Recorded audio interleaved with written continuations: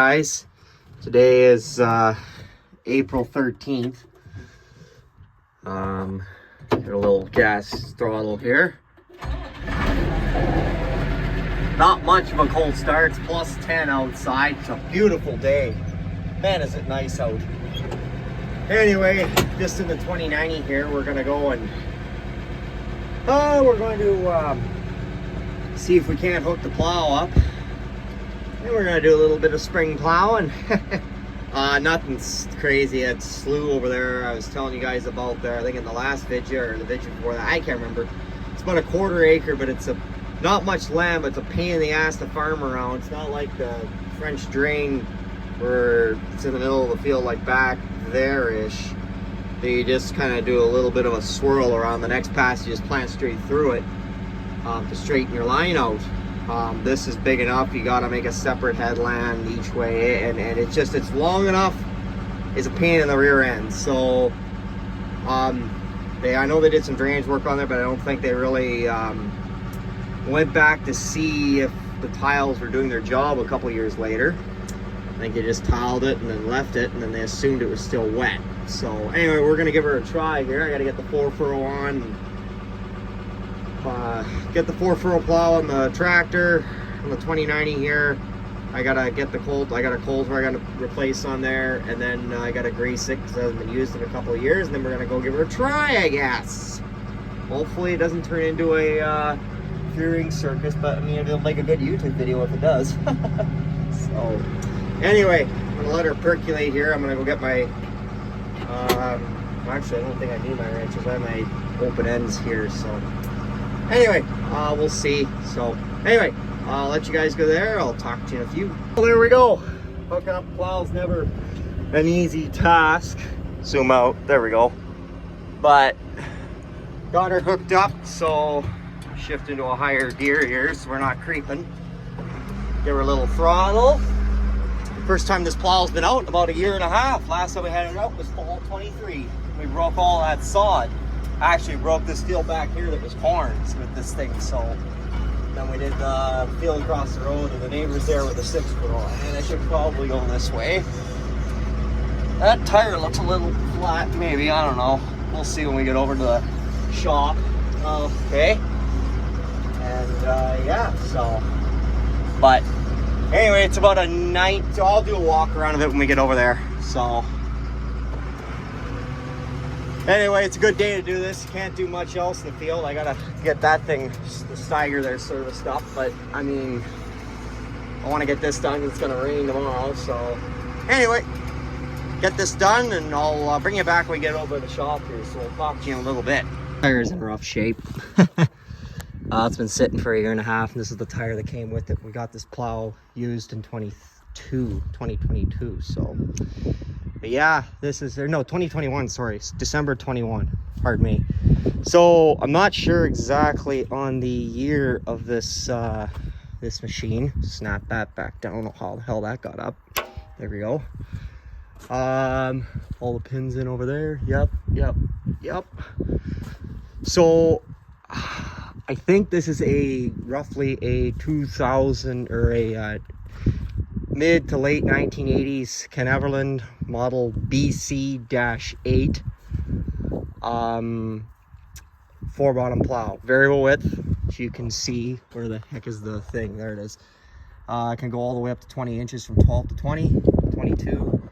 I usually plow regular fields between 16 and 18. Usually I aim for 16 to 17, but 18 if it's really loose. But in this slough we're doing today, it's probably going to be 14 or 13 just because it's going to be harder pulling, a little greasy and that. Should put that up. Oh, I may need 2 hands. Oh, no. She just needed the good love touch of the good right arm. I got to get a bungee and bungee that up. The only thing I wish they had was a little pin to hold that up. So, and the spring's kind of like done on there, so. But anyway, yeah, it's late 80s BC-8 4-bottom Kvernland plow. Bought it used in 2021. I'm gonna give her a little bit of a wax gnat. We've got some space gonna be cleared up in the coverall here now that we kind of know how much hay we need and don't need. So we're gonna be getting that kind of, so both the plows will be able to go inside along with the seed wagon, maybe a couple other little things. So, and that, so maybe I could do a little bit of de-rusting on this thing. I know like this rust will come off of here as soon as I sink the plow in the ground. Hey, Cy, how you doing? Oh, you know. But yeah, anyway, I just got to go over it. This thing has a few grease fittings on here, as most plows do. We've kind of gotten away from mold board plowing any of our much of our land. The only plowing we do is, I had a bit of ground last fall that got really grassy and weedy, and the only thing that would break through that is the plow. Disc was making a mess. I burned through the slip clutch and the brush on the bush hog there on the rotary chopper. It just wasn't going to work, so we used the 6 bottom with the Magnum to plow it. There was late November. And then we have to use the plows to break sod around here, because discs just won't work unless it's like 1-year-old hay or 2-year-old hay. And it has to be mostly alfalfa. Otherwise, if it's just grass, it just makes a mess. So, because when it goes through, it'll just break that thick, grassy mat layer and just lay it nicely right over, versus the disc just kind of just bungs up with it. Versus if it's alfalfa, well, it just pulverizes. So, as long as it's not too old. But anyway, but yeah, that's kind of an overview of what we do. Now we do mostly minimal tillage, or we just do tillage in the spots where you know it's gonna be wet or residue's gonna be a problem the next spring. Or we just leave it, the residue as it is in the fall, and then the springtime before we cultivate, we put our starter fertilizer and or urea. If we do pre-plant urea for the cereals, we don't. We do that in crop. And then pre-plant incorporated herbicide, if there is one. Usually it's just black beans, but there could be other crops too, like sunflowers. We use Kvernland, and then we'll do one past the cultivator and or the double disc that I got coming, that you guys seen in my video back in February. So what else can I tell you about this plow? You can adjust the amount that the plow is shifted like either way just by loosening these 2 clamps. There's the other one there. And it just slides around like that. I have it shifted all the way that way so that the furrow fills in entirely, or so that I have it shifted entirely this way. The rod shifted that way, sorry guys. And so that way then the furrow it won't be overcutting too far this way, and it'll fill in the furrow that way, so your ground won't do this going across your field. And then that's a son of a bitch to get leveled, because I've done it before. It's nice with the variable width too. The other thing this plow has is this here, which moves this first furrow, moves the whole plow. So the main frame's here, and then this is the secondary part of the frame where the bottoms are attached, and the coulters and everything else, your trip meters and everything. And this moves this plow, changes the angle at which this is at, so that way then you can compensate for overcutting by moving this, but it only goes so far, so this will help you to compensate there. And this is actually pretty nifty. It works good. The only thing that the 6 furrows got on this thing is that this is hydraulic.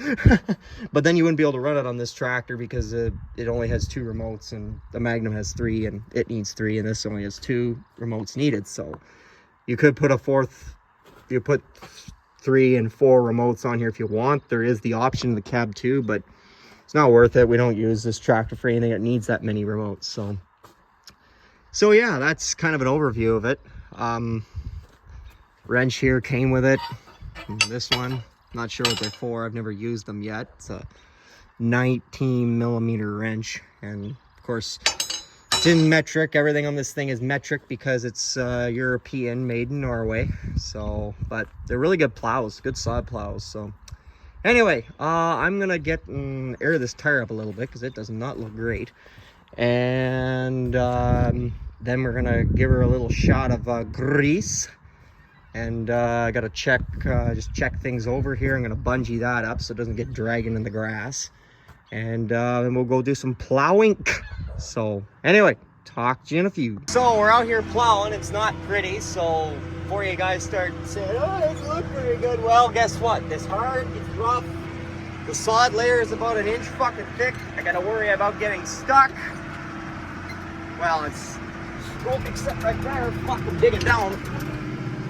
Hold on, gonna get back in a second. So, problem there was I ran into a spot where the frost hasn't come out yet, and it just was catching there, and it was just spinning. So, but yeah, like I was saying, it's not plowing up very good. It's plowing up okay. It's just, it's not smooth or pretty, but the point is just to get it rooted up a little bit. And put her in second gear here. Come on, there you go. Yeah, get it rooted up a little bit, so we can then it'll sit and dry and kind of break up a bit, you know, with the exposed to the rain, and then when we come through it, the lemkin will level her good. So, but anyway, I gotta pay attention here. This side here is the wetter side, but if we open it up, it might start drying a little better. It's not like this ground has already been cropped; it's been drying off already. Could miss this, but well, not all of it. So, anyway, talk to you in a few. There, all done. So, there's still a couple of areas in here. Look at all the shit hawks. Holy shit. And you're eating worms and grubs that are coming up. Not sure how much is going in the soil. It's still damn cold yet. Oh, shit. So there's still a few areas here, like up there more so. It just snagged a clump of that, kind of like this. Here's a good piece. See, that's just like a rock hard. It's not hard like dry, it's just frozen still. So that goes to tell me it's still kind of, you know, she's still kind of a little bit frozen some spots. So we got a little while yet. If we get some rain here tomorrow and warm weather, that'll bring the rest of the frost out of the ground. Most of it's out, like over here, plowed up like nobody's business. Then it's wet over there. But anyway, it's good. It's rooted up at least. It'll level it better when we get the lemkin here. Like you get out here away from this area, then it's just like powder. But look at that. Isn't that nice? Just king. It'll just go right through there. Only spot, there's just this wet spot. Shit, look at all the freaking shit hawks. As long as they don't eat my crops, I'm fine. I'm happy with that. But see here, there's water in here, and you can see water seeping from up there. So I'm thinking up there's either a spring or water's coming out of the bush or something, and it comes out there. I don't know. Who knows? Could be a lot of removal of the water and the salt from the bush out, and then it just comes out down here because it's higher elevation over there. Creeks over there, that's where we drain the water to, but you can see it's flowing down this way, obviously. Well, I also rooted up here, but anyway, it's all done. It's the only hairy spot really without here. The rest of it was actually rather on the hard and dry side, but some of that could have been frost too in the ground. But like, you look in spots like, for example, here, that's like shit. I could disc this right now, but it's way too early for that. It's only the 13th of April, so anyway, I'm gonna take this old girl back to the yard now, and then we might, I don't know, start changing on the stagger or something. Anyway, see you in a few. Good new. Right, bud? Yeah. Buddy came along with me to plow. Anyway, so that job's done. Come on, bud. Bud, come on. Come on, bud. Come on down. Come on, bud. Come on. Come on. Hey, bud. Good boy. Way to go, bud. First time up in that tractor there. We got him late last summer. So anyway, we got, so that's all broke up. So that's good. And it's good because then I can get these, get this plow. It cleans the rust off of the moldboard, so I can get this thing washed and oil it up and then put it away. But I was thinking here, I got about a half, 3/4 acre plowing to do over in Gordon there, Gore Bay there. If you don't know where that is, look it up on the map. It's last fall when I finished plowing with the 7120 with the 6 furrow. It's a BB115. I think it's a 2016 model plow, so a fair bit newer than this old unit. But there was so much snow and the drifts are so deep, I was almost got the tractor stuck in the snowbank. And I have front wheel assist on that tractor too, and it's bigger, heavier tractor with more power. And so I just left it. So and I actually plugged the plow with snow a couple times. So, but anyway, so I was gonna take the 2-furrow over there on my Ford NAA tractor, my 2-bottom Dearborn plow, but this ground out here wasn't bad, and it's gonna be better than that over there because it's don't have all the crap to do with this out here. And I was like, you know what? Maybe we'll just. It's gonna rain here tomorrow, Monday, but then it's supposed to be nicer till Friday, and it's gonna rain on Friday. So I don't know.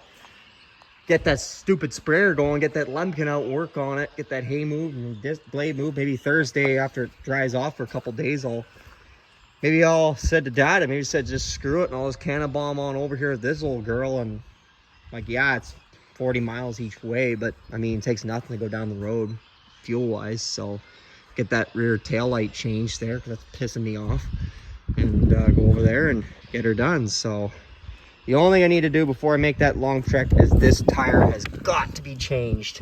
It's holding there, but pavement is so hard on these implement tires and tractor tires, but implement tires especially. So I don't know, I'm gonna see if I have a spare implement tire here that's in decent enough shape. I don't think so though. What I'm probably gonna end up doing is I'm just gonna end up taking it over to the tire shop and see if they can either, I don't know, I don't even want to put a tube, and I'm almost tempted to just say fuck it and put a just get a new tire if they got one in stock. That's the next question. Probably not. Should have got it when I was down south, but whatever. Anyway, but that's for, I don't know, tomorrow. I'm gonna call them, see what size of tire is that.